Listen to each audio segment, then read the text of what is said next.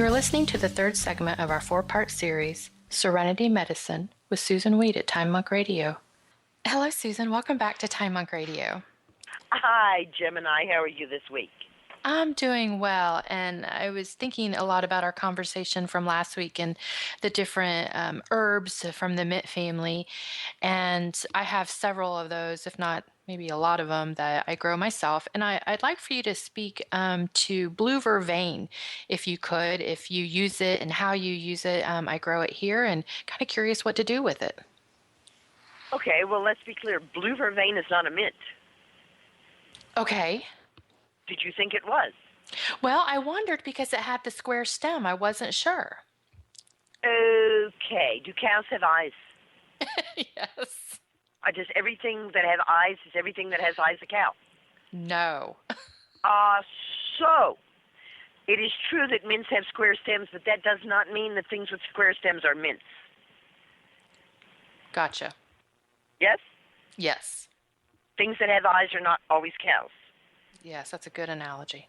Okay. As a matter of fact, there's some very poisonous plants with square stems. Okay. And all mints are safe. Mints, remember, are the Lippenblumen. And all plants are categorized according to their, can I say sex on the air? Please do, yes. All plants are categorized according to their sexual organs. Not their stems, not their leaves, not their colors, but the actual sexual organs in the flower. And in fact, people wanted to lynch Linnaeus because of this. Right, the Swedish botanist, the Linnaeus, Carl Linnaeus, set up this system and set up a system in which the plants were grouped according to their sexual characteristics. And people were really angry at him, and they were angry at him because they believed that plants were pure and didn't have sex. And then to be told, you know, all sex with big over here, all sex with several over there, all sex, you know, with over here, you know, it was just like, oh my gosh, just a little more than they could bear. Well, he survived. He was not lynched. And I always say that, you know, Linnaeus was a bad boy. And that's why he named the mints the labiatae, the lips, because to him they looked like the labia between your legs. And if you look at the mint flowers, you can see just what he was talking about. They really do have lips, and they look very sexual, which, of course, they are. And if you look at your vervain, you will see that the flowers are completely different.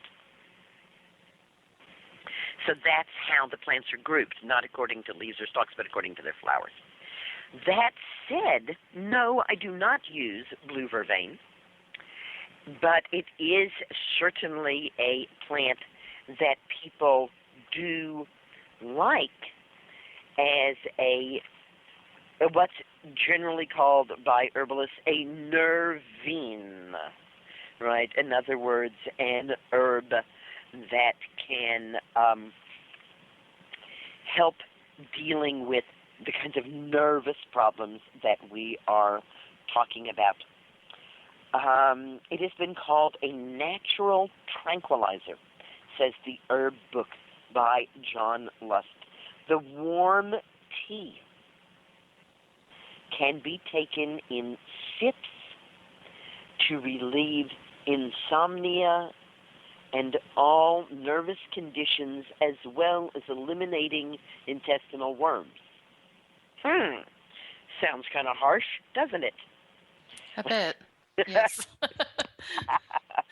And he uses 2 teaspoons of the root of the herb in 1 pint of boiling water, and take it by the teaspoonful several times a day, or make a tincture from the fresh plant, root, or leaf, and take 10 to 20 drops of the tincture. So have you been using the blue vervain? I have not. It was given to me, and it's growing out there. It's happy, and it has the tiniest little purplish blue flowers, and I just wasn't quite sure what to do with it, if anything. So I thought I'd ask. Right. Of course, the difficulty was digging up the root of a perennial plant is once you dig up the root and make medicine from it, you don't have the plant anymore. Right. You may not want to do that. Now, this week, looking at Serenity medicine, we're going to be looking at plants that can help relieve insomnia. And you can walk right out to a drugstore anywhere in the United States, and in that drugstore, right next to the drugs that help to bring sleep, you're going to find valerian. It's powdered, it's in capsules, but it's being sold as though it were a drug to help deal with sleeplessness. And traditionally, like with the blue vervain, herbalists use the root of valerian. Now, there's some pretty interesting and I think kind of amusing things about valerian. I remember when I was first working in health food stores in setting up herb departments there, and we got in some valerian, and the valerian smelled so strong and so bad that we put it in a plastic bag, in a cookie tin, in a plastic tub that had a good strong lid, and then sealed that up inside a plastic bag, and we could still smell it. That was some bad smell. Now, up until that point, I had always just figured that the stronger an herb smells, the more effective it's going to be. And when the smell goes away, well, the herb has lost a lot of its effectiveness. So I figured, wow, that must be some really good valerian root we've got our hands on here. But it turns out to be exactly the opposite. The stronger the valerian smells, the less effective it is, and the older it is, and the more of its power has gone away. So, in fact, no, they sold us the oldest, worst valerian root that they had, and we were too naive to understand it. In fact, fresh valerian root has hardly any smell at all. I had never really cozied up to valerian root. Now, I will admit that I deal with sleeplessness in a very different fashion, and I will talk to you about that this week. But valerian root, it just like partly because that really strong smell that just got up my nose and didn't seem to want to ever leave, but also because of reading about valerian and listening to people talk about valerian. And one of the things I read was that during World War II, when there were bombing raids in London and people would go into underground places to wait out these bombing raids, that some people would get so nervous, so anxious, that they would go blind from the anxiety, and that valerian was the specific for restoring sight to someone who had gone blind from nerves. And I thought, whoa, that seems like really strong stuff. And I tend to be, I tend to like herbs that are a little more food-like, to tell you the truth, like nettle and ootstraw and linden and so on. So somebody gave me a valerian plant, and I put it in this little pot in the greenhouse where it got knocked over and actually got dumped out of the pot, and I didn't notice it. And then one of the apprentices went in the greenhouse and got some soil from the greenhouse, which included this valerian plant, which had been knocked into the bucket of soil, and put it in one of the gardens. And the valerian wound up spending the winter nose down, root up in the garden. Not a great start for a plant. I felt pretty badly about it when I saw it in the spring, like, oh, my poor little valerian plant, there it is, with its toes up in the air and its head completely buried. So I turned it, right side up and put its toes in the dirt and, washed it off and said, grow, little valerian. And the valerian glowered at me and said, sure thing, you put me in a horrible spot. I hate it here. It did grow. It grew enough to flower and make seeds, and then it died, and I never saw it again. And then, I don't know, like 5 or 6 years later, I was just walking around, and I suddenly found a huge patch of valerian where my one little plant had sent its seeds. And it's a very beautiful patch of valerian. So I sat with that valerian, and I said, oh, my gosh, all right, now that you have made a permanent home here in my land, am I supposed to dig up your root and use you? And valerian said, oh, no, you are not supposed to dig up my root. Look at where I'm growing. And the truth of the matter is she's growing in one of the rockiest places on my land, and my land is really rocky. She is practically growing in between two rocks. It's just amazing. I don't know if I could have gotten the root out without dynamite. She said, no, you're not taking my root. She said, think again about it. So I continued to sit with her and think. And I thought, well, am I supposed to use your leaves? And she said, oh, no, you're not supposed to use my leaves. Keep thinking about it. And so eventually this beautiful patch flowered, and the butterflies came. And I watched the butterflies, and the butterflies would come to the valerian, and they would start, kind of sucking on the valerian nectar. And then the next thing you would notice, they would be kind of, I don't know, do butterflies sleep? They looked to me like they were kind of sleeping or passing out on the valerian. I thought, oh, the flowers. So I tinctured valerian flower, and I find it such a gentle and wonderful aid to sleep. Remember, you've heard me say at the first show of this month and many other times as well, here and many other places, we don't want to use the herbs as though they were drugs with green coats on. We don't want to use herbs in capsules. So valerian flower tincture, yes, of course, you'll have to grow your own valerian to get the valerian flower tincture. You can't go to a drugstore and buy it, but think about it in case you're having a difficult time sleeping. Also, on our first show, we talked about the age of anxiety and how the modernization, industrialization seem to bring more anxiety and nervous complaints there. And that back 100 years ago, they felt that to be healthy, you needed about 10 hours of sleep a night. And what could we do to help us to get to sleep? Well, I had heard that all of my life, too. And when I began working with Elizabeth Kubler-Ross, well, she worked us pretty hard. I mean, we were taking care of people who were dealing with a lot of grief or dealing with a terminal diagnosis or just dealing. And we were working in large groups, usually about 125 in a group, and people would be doing very heavy-duty emotional work, and people all over the room would be going off and crying and screaming and all kinds of things going on. And one day, after a particularly stressful day, I whined to Elizabeth Kubler-Ross, and I said, we're not getting enough sleep, and you're working us 20 hours a day. And then, by the time I brush my teeth, it's like 3 hours of sleep. It's not enough. We got to have more sleep. And the woman glared at me. Oh, she had a marvelous glare. I loved her glare. She glared at me and said, sleep. You don't need sleep. I'm like, Elizabeth, sleep. It's one of the basic human needs. We need sleep. We have to have sleep. She said, you don't know how you have to rest. She said, have you ever gone to sleep and woken up more tired than when you went to sleep? I said, well, occasionally. She said, so see, sleep is not all you think it is, right? What you're lacking is rest. You don't know how to rest. You don't know how to let go. You're going all the time. She said, I'm not working you 20 hours a day. You're working you 20 hours a day. You have plenty of times when you could rest. And I started to look at it, and I realized she was right, that there were too many to count times during my day where I could take a minute of rest or 2 minutes of rest or 4 or even 5 minutes of rest. And because I was letting go and completely resting, then the sleep I did get was really refreshing and restorative.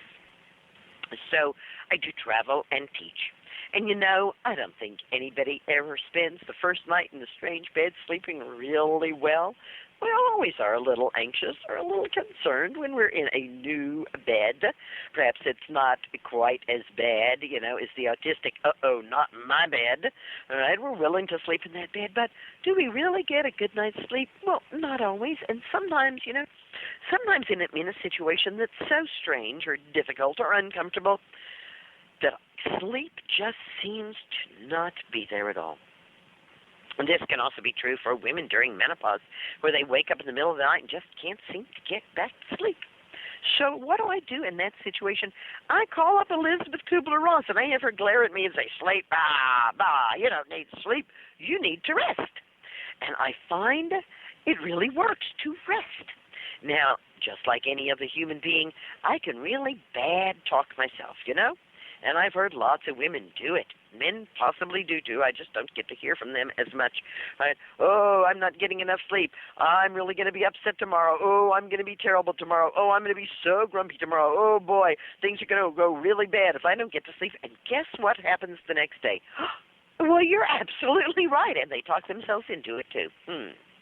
So here I am in a strange place. I am not going to sleep for whatever reason, and I have to get up and teach and be on the next day. Do I tell myself I can't do it? No. Well, that wouldn't serve me at all. Instead, I say, an opportunity to rest, an opportunity to meditate. How many people in this world get up at 3 a.m. to meditate because it's a favorite time to meditate? And here I am awake. Let me meditate, or listen to some soothing music, or read this book that I have been wanting to read, or draw, or do anything other than tell myself it's a problem that I'm not sleeping. That said, there are, I am sure, those of you who are listening who might say, but I already kind of decided to, start taking drugs, and I'm addicted to sleeping pills now. Is there anything that you could do to help me? Because it's not going to work to say, oh, I'm going to be restful because I'm not going to be restful because I'm addicted. And I say, yes, we have an herb that can help you, and that herb is Skullcap. It's a mint. Scutellaria lateriflora. And it is a very fascinating mint, and a lot of new research is being done on antiviral effects of Skullcap. But we're going to focus on the ability of Skullcap to be like a sleeping cap. Put on not your thinking cap, but your sleeping cap, and that's Skullcap. I had a friend whose husband was a very high-level government official in a foreign country. And as a matter of fact, when I stayed with them, I stayed in his cartoon room. And all four walls of the cartoon room were covered in nasty political cartoons starring him.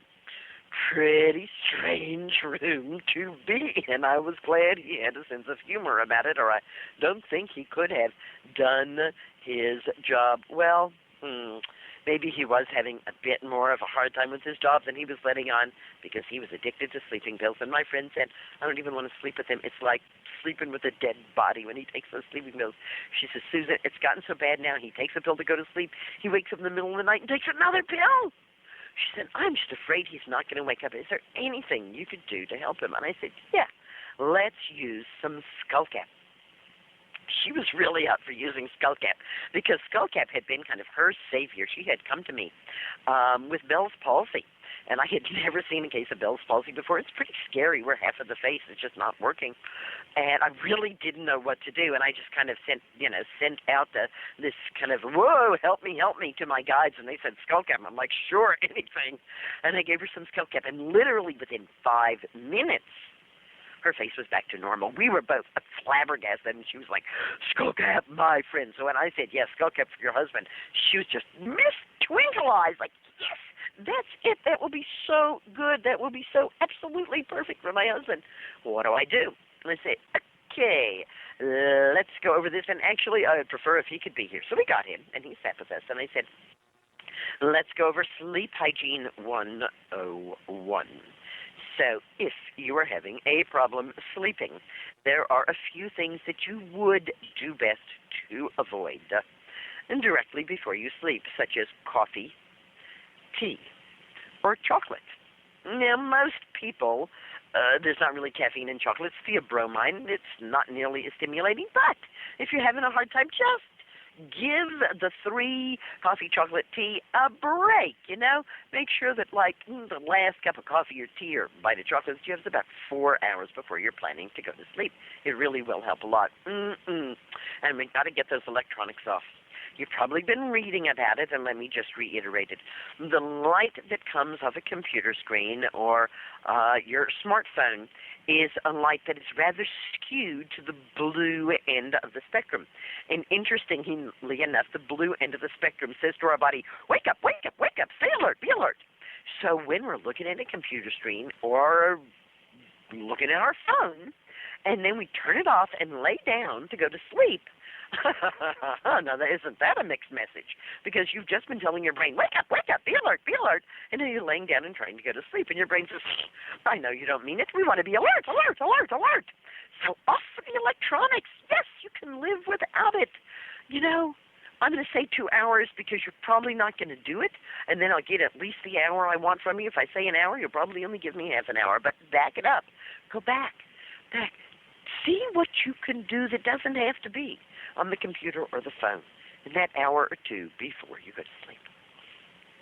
Well, these were pretty hard things for him to do because, of course, as I said, he was, very demanding job, but he said, it's my health. I need to carve out this time and just be unavailable to people for an hour before I go to sleep. After all, they don't feel that they can just call and wake me up when I'm sound asleep, so I'll just tell them I went to sleep an hour earlier and take that time off from answering all of these urgent emails and so on. I said, I'm so glad that you are really willing to do something for yourself here. And then what I would like you to do is to get in your bed and be as comfy as you want in your bed. Nice pillow, nice blankie, whatever you need in your bed. And next to your bed, I would like to have 2 small glasses of water and your bottle of Skullcap tincture. Now, last week we talked about motherwort tincture and making it from the fresh motherwort, and I'm going to reiterate that with the Skullcap.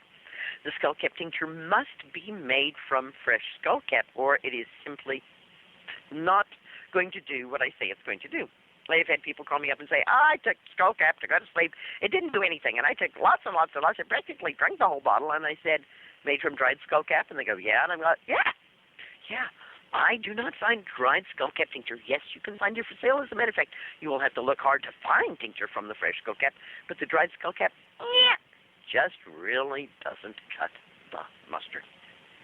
So, my friend's husband put his 2 glasses of water, small glasses of water, beside the bed, and his Skullcap tincture. Got in bed, got comfy. I said, okay, all electric lights out. He said, what am I supposed to do? He says, go to sleep. I said, no, you're going to light a candle. He says, I'm going to light a candle. I said, yes. And since you're an insomniac, you're not going to be worried that the candle's going to burn down while you go to sleep. You know you're going to be awake to blow it out. But if you have any fear about that, make sure that it is in a candle holder that can't burn and can't cause surrounding things to burn, so that if you do fall asleep with the candle burning, it will be okay.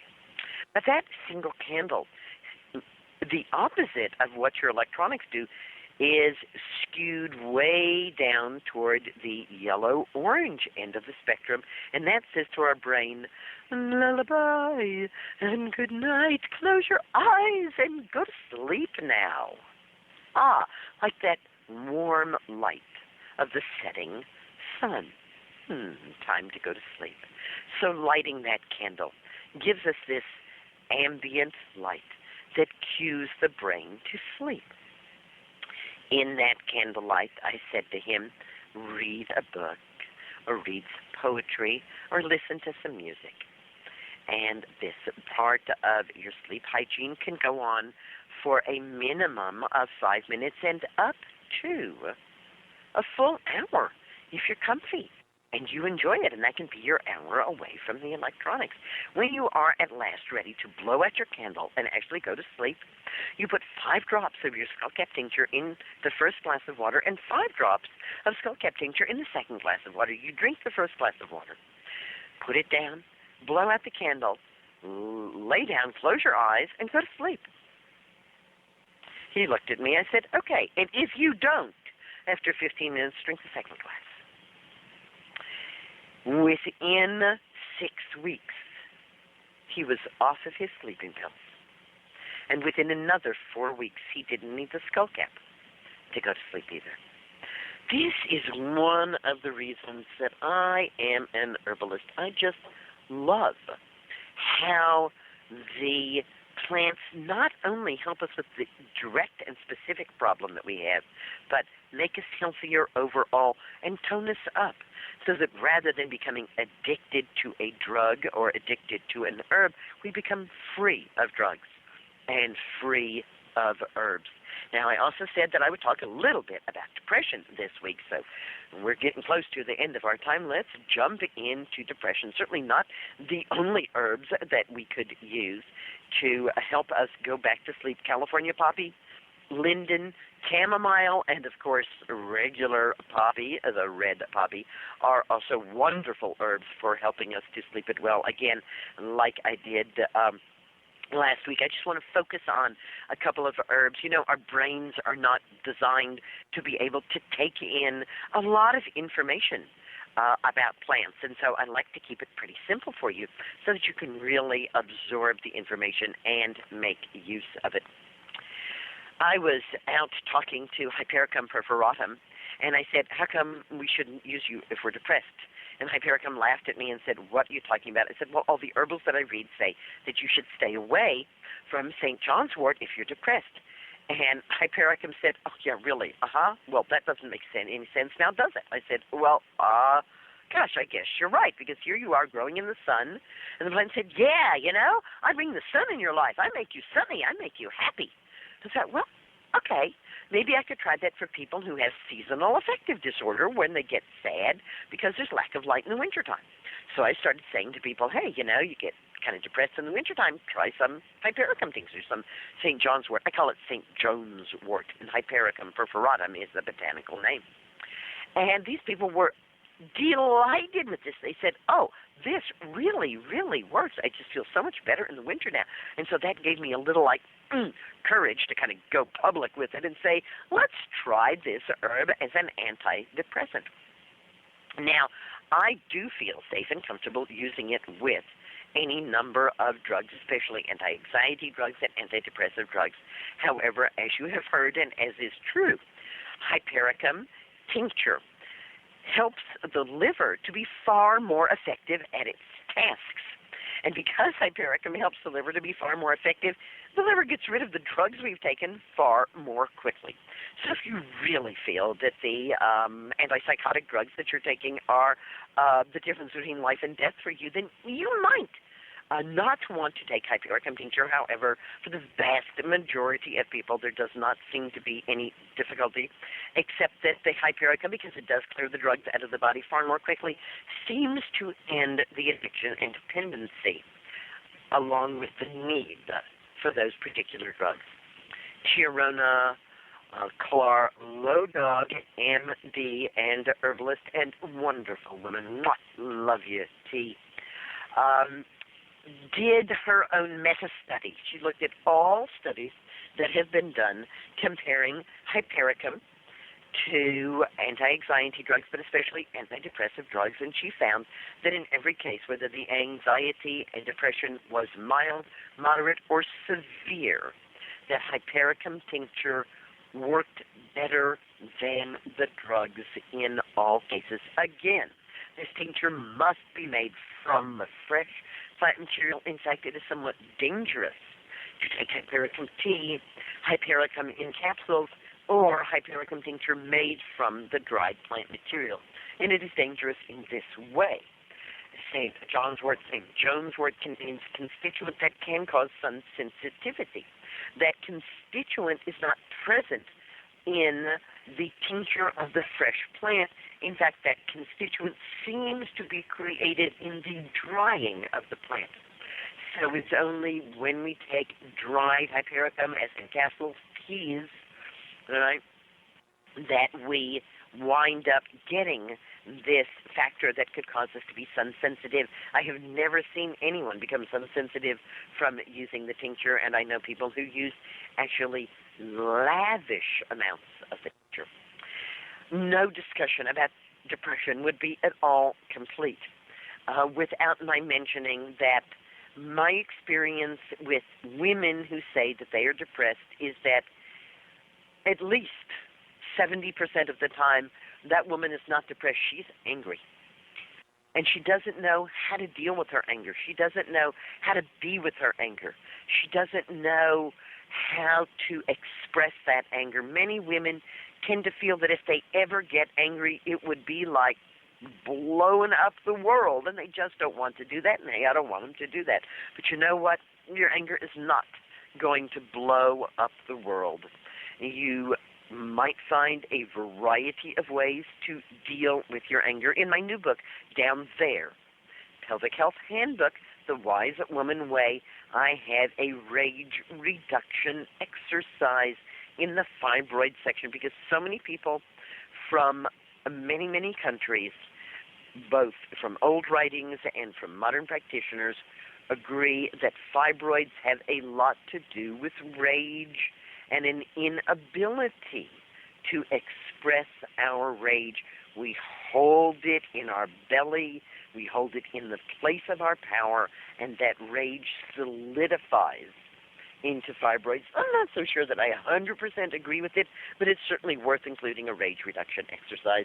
This is Susan Weed here with you at Time Monk Radio, and I will be back next week to talk about some famous and very interesting Serenity medicines.